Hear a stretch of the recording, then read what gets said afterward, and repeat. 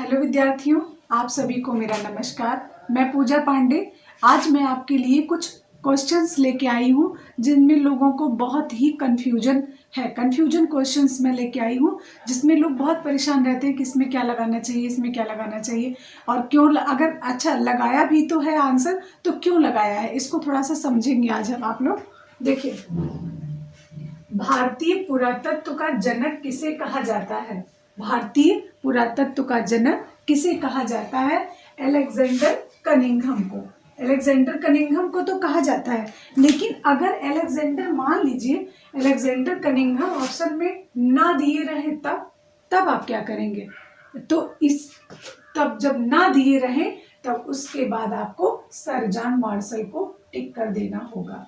अगर sir Alexander Cunningham option में नहीं रहते हैं सपोज, और sir John Marshall, K N. Dikshit, Stella Cambridge, Anand Kumar Swamy, इस तरीके का ऑप्शन अगर बनता है तब आप क्या करेंगे? सर जॉन मार्शल को टिक कर देंगे। अगर ये दोनों ऑप्शन में रहते हैं तब आप क्या करेंगे? सर अलेक्जेंडर कनिंघम को टिक करेंगे। देखिए, सर अलेक्जेंडर कनिंघम ने भी बहुत काम किया और सर जॉन मार्शल ने भी बहुत काम किया, लेकिन सर जॉन मार्शल प्रथम अध्यक्ष थे और ये क्या कहे जाते हैं? भारतीय पुरातत्व के जनक कहे जाते हैं। लेकिन इनकी अनुपस्थिति में आप ये आंसर दे सकते हैं, यह गलत नहीं होगा।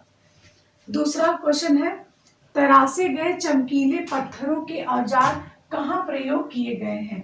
तरासे हुए चमकीले पत्थरों के औजार कहाँ प्रयोग किए गए हैं? तो देखिए, अगर तरासे हुए ना हो, अगर तरासे हुए और चमकीले ना दिया रहे और सिर्फ दे दे पत्थरों के औजार का प्रयोग कहाँ से हो रहा है, तब आप कहेंगे पुरा पाषाण काल। अगर तरासे हुए चमकीले पत्थरों के औजार की बात होगी तब आप क्या टिक करेंगे? नव पाषाण काल। क्वेश्चन को समझिए, जब तरासे गए चमकीले पत्थरों की बात होगी तब नव पाषाण काल होगा, और जब सिर्फ पत्थरों के औजार की बात होगी तब क्या होगा? पुरा पाषाण काल होगा। क्योंकि सबसे पहले औजारों का प्रयोग पुरा पाषाण काल में होना शुरू हो गया था, लेकिन और उसके अच्छे क्वालिटी के या चमकीले या पॉलिशदार बनना कब से शुरू हुए? नव पाषाण काल में शुरू हुए। तीसरा क्वेश्चन है आपका, प्रागैतिहासिक चित्र सामान्यतः निर्मित किए गए हैं। प्रागैतिहासिक चित्र सामान्यतः निर्मित किए गए हैं तो तेल और पेस्टल में नहीं, जल रंग में नहीं, स्याही में नहीं, गेरू व चारकोल में। गेरू व चारकोल में निर्मित किए गए हैं। गेरू व चारकोल में। अगर गेरू और चारकोल ऑप्शन में नहीं रहेगा तब क्या करेंगे? तब आपको उस कंडीशन में आपको देगा खनिज और मिट्टी के रंग, और आपका देगा खनिज रंग, मिट्टी के रंग, धातु के रंग, इस तरीके से देगा। तब आप क्या करेंगे? खनिज रंग को टिक करेंगे। देखिए विद्यार्थियों, कुछ लोग मैं देखती हूँ बहुत परेशान रहते हैं कि किसी में कुछ, देखिए यूथ वगैरह में अब पता नहीं क्या हुआ है, छपने में गलतियां हुई हैं, बहुत गलतियां हैं, तो उसमें क्या है कि उससे लोग बहुत परेशान हो जाते हैं। इसमें तो ये दिया है, यहाँ आप ऐसे आंसर दे रहे हो, तो आपको ये समझना चाहिए कि हो सकता है छपने में गलती हो गई और हम गलत पढ़ के ना बैठें। इसलिए जब रहेगा कि खनिज रंग और मिट्टी के रंग, तो देखिए मिट्टी के रंग होते हैं, ऐसा नहीं होते हैं, लेकिन कब लगाना है मिट्टी के रंग? जब खनिज रंग ऑप्शन में नहीं रहेगा तभी आप मिट्टी के रंग लगाएंगे, अन्यथा मिट्टी के रंग नहीं लगाना है, आपको खनिज रंग ही लगाना है। तो यहाँ पर क्या है? गेरू व चारकोल। और चारकोल क्या था? कोयला था। गेरू क्या था? गेरू एक खनिज रंग था, मुलायम पत्थर था। हिरमच, हिरौजी या गेरू, इसको इतने नामों से जानते हैं। दूसरा है, प्रागैतिहासिक चित्रों के धरातल क्या है? प्रागैतिहासिक चित्रों के धरातल क्या है? कपड़ा। तो कपड़े का प्रयोग कहाँ से दिखाई दे रहा है आपको? कपड़े का प्रयोग आपको दिखाई देगा पाल शैली से। पाल शैली से पोथी चित्रण, ताड़पत्र पर और कपड़े पर चित्रण पाल शैली में दिखाई देगा। शिलाचित्र। शिलाचित्र मतलब रॉक पेंटिंग। रॉक पेंटिंग की शुरुआत भारत में प्रागैतिहासिक काल से या पूरे विश्व में प्रागैतिहासिक काल से मानी जाती है। कागज। कागज की बात होगी तो कागज कहाँ प्रयोग हुआ? कागज तो जैन शैली में प्रयोग हुआ। और किस शताब्दी में? 15वीं शताब्दी में जैन शैली में कागज का प्रयोग किया गया है। कैनवास, कैनवास मीन्स क्या होता है? कैनवास मीन्स अगर देखा जाए तो सूती वस्त्र होता है। कैनवास मीन्स कपड़ा होता है। और सबसे अच्छा कैनवास किसका माना जाता है? तो सबसे अच्छा कैनवास पटसन का माना जाता है। अब देखिए, प्रागैतिहासिक चित्रों का मुख्य विषय क्या था? प्रागैतिहासिक चित्रों का मुख्य विषय क्या था? तो मुख्य विषय इनका पशु व आखेट, पशु आखेट था। देखिए, अगर कुछ इस तरीके से क्वेश्चन रहता है कि प्रागैतिहासिक चित्रों का विषय था, प्रागैतिहासिक चित्रों का विषय था, तो क्या था? पशु, पक्षी, आखेट, उपरोक्त सभी।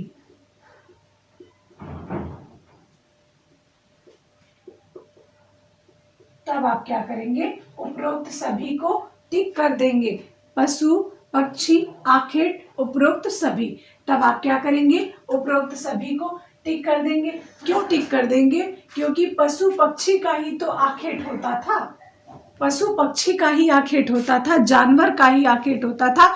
और मुख्य विषय क्या था? आखेट था। तो जिसका आखेट होता था उसी को आप उपरोक्त सभी को टिक कर देंगे। इस तरीके से अगर आप पढ़ाई करेंगे तो नो डाउट, नो कंफ्यूजन। और अब मैं आपसे, आप सभी विद्यार्थियों से ये कहना चाहती हूँ कि जिनको कंफ्यूजन है वो कृपया कमेंट के माध्यम से जितने क्वेश्चंस हैं उनके वो लिख के वहां पर छोड़ दें। मैं सारे क्वेश्चनों को एनालिसिस करके देख के उनका आंसर इसी बोर्ड पे दे दूंगी, सारे कंफ्यूजन उनके खत्म कर दूंगी। क्योंकि उनको मैं बताऊंगी कि ऐसा हुआ है तो क्यों हुआ है, ऐसा आंसर क्यों हमें देना चाहिए। अच्छा, अगर आज तो यहाँ आए हुए क्वेश्चन हम सॉल्व कर रहे हैं, अगर पीछे से आंसर चेंज कर दिया और आंसर का मतलब ऑप्शन चेंज कर दिया, तब उस कंडीशन में आप क्या करेंगे ये भी मैं आपको यही बताऊंगी। और आप जितने आपके कंफ्यूजन क्वेश्चंस हैं प्लीज आप उनको कमेंट्स बॉक्स में छोड़ दीजिए। अगला क्वेश्चन आपका है, गुफा मानव लोग भित्ति चित्रण के लिए किस प्रकार के रंगों का प्रयोग करते थे? गुफा मानव लोग भित्ति चित्रण के लिए किस प्रकार के रंगों का प्रयोग करते थे? पहली बात तो भित्ति चित्रण उन्होंने किया नहीं। कौन सा चित्रण किया? शैल चित्रण किया है। तो रंग कौन सा प्रयोग करते थे? खनिज रंग। खनिज रंग, मिट्टी के रंग, रासायनिक रंग, वानस्पतिक रंग ऑप्शन में दे रखा है। अच्छा, अभी तो आपने एक चीज रट ली कि मिट्टी खनिज रंग लगा देंगे, लेकिन अगर खनिज रंग नहीं रहता है ऑप्शन में, उस कंडीशन में आप क्या करेंगे? तो उस कंडीशन, अगर खनिज रंग है ऑप्शन में तब तो कोई परेशानी की बात नहीं है, खनिज रंग लगा देंगे। अगर खनिज रंग ऑप्शन में नहीं रहता है तब आप क्या करेंगे? तब आपको मिट्टी के रंग लगाना होगा, तब आपको मिट्टी के रंग लगाना होगा। और अगर मिट्टी के रंग भी ऑप्शन में नहीं रहते हैं तब आप क्या करेंगे?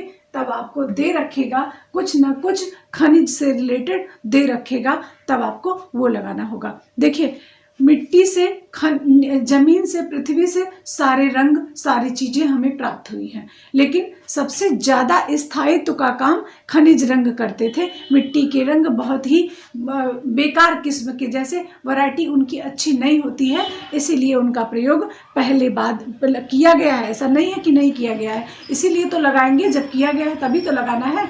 लेकिन कब लगाना है? जब यह ऑप्शन में आपकी नहीं रहेगा तब लगाना है। दूसरा क्वेश्चन है, आदिमानव चित्र बनाने के लिए किन रंगों का प्रयोग करता था? आदिमानव चित्र बनाने के लिए किन रंगों का प्रयोग करता था? तो एक आपका ऑप्शन दे रखा है जानवरों की चर्बी में रंग मिलाकर, दूसरा दे रखा है खड़िया मिट्टी, तीसरा दे रखा है गेरू के रंग, चौथा दे रखा है काला रंग। अब देखिए, वैसे तो सीधा सीधा आंसर आपका मिल रहा है ये, जानवरों की चर्बी में रंग मिलाकर प्रयोग करता था। लेकिन अगर ये ऑप्शन में नहीं रहेगा तब आप क्या करेंगे, तब करेंगे गेरू के रंग। अगर ऑप्शन में ये नहीं रहता है तब आपको गेरू के रंग करना है। और अगर ऑप्शन में सपोज ये भी नहीं रहता है, गेरू के रंग भी नहीं रहता है, तब क्या करेंगे, खड़िया और मिट्टी। अगर दोनों नहीं मिलता है, एक कोई सटीक आंसर लेने के लिए आपको खड़िया और मिट्टी बाद में लगाना पड़ेगा, अगर ये दोनों रंग आपके नहीं रहते हैं तब। और अगर ये रंग मिल रहा है और जब जानवरों की चर्बी में रंग मिलाकर और गेरू रंग दोनों दिया रहेगा तब आप क्या करेंगे, जानवरों की चर्बी में रंग मिलाकर प्रयोग करता था। क्योंकि देखिए, जो वह रंग खनिज रंग जो जमीन से, पृथ्वी से निकालता था, वह रंग डायरेक्ट उसको नहीं लगाया जा सकता। अर्दन कलर होता था, वह सूखा कलर होता था और उसको जो है वही मुलायम पत्थर होता था, उसको पीस लेता था और प्रागैतिहासिक काल का मानव उसको पीस कर उसमें वसा मिलाता था। वसा मतलब जानवरों की चर्बी, वसा युक्त रंग को। इसीलिए आज हमको यही कारण है कि आज भी हमको इनके बनाए हुए चित्र प्राप्त होते हैं, क्योंकि वह वसा जो है उसको एकदम फिक्स कर दी दीवार में, भित्ति में और आपके शैल में फिक्स कर दिया है। इसीलिए आज भी ऐसे रंग, ऐसे चित्र हमें प्राप्त होते हैं। अगला क्वेश्चन है आपका, नवपाषाण युग में लोगों ने निम्नलिखित में से किसको अपनाकर मूलभूत प्रौद्योगिकी परिवर्तन किया था? तो इसमें आखेट, कृषि, व्यापार, मछली पालन। देखिए, ऐसा नहीं है कि मछली पालन का प्रयोग नहीं किया गया है। मछली पालन का प्रयोग तो मध्य पाषाण काल से ही शुरू हो गया था। पशुपालन का प्रयोग तो मध्य पाषाण काल से ही शुरू हो गया था, लेकिन उससे कोई बहुत लाभ नहीं मिला था जब तक कृषि का आविष्कार नहीं हो गया था। तब अगर मान लीजिए कृषि ऑप्शन में नहीं रहता है तब आप क्या करेंगे, तब मछली पालन लगाएंगे। अगर कृषि ऑप्शन में नहीं रहता है तब। विद्यार्थियों, मेरा पढ़ाने का तरीका बिल्कुल अलग है, हर टीचरों से बिल्कुल अलग है। मैं आपको ये बताती हूँ कि अगर ये नहीं रहेगा तब। कोई जरूरी नहीं है विद्यार्थियों कि क्वेश्चन हूबहू वैसे उठा के, रिपीटेड क्वेश्चन भी आते हैं, बहुत आते हैं, लेकिन कोई जरूरी नहीं है कि आंसर भी रिपीटेड हो।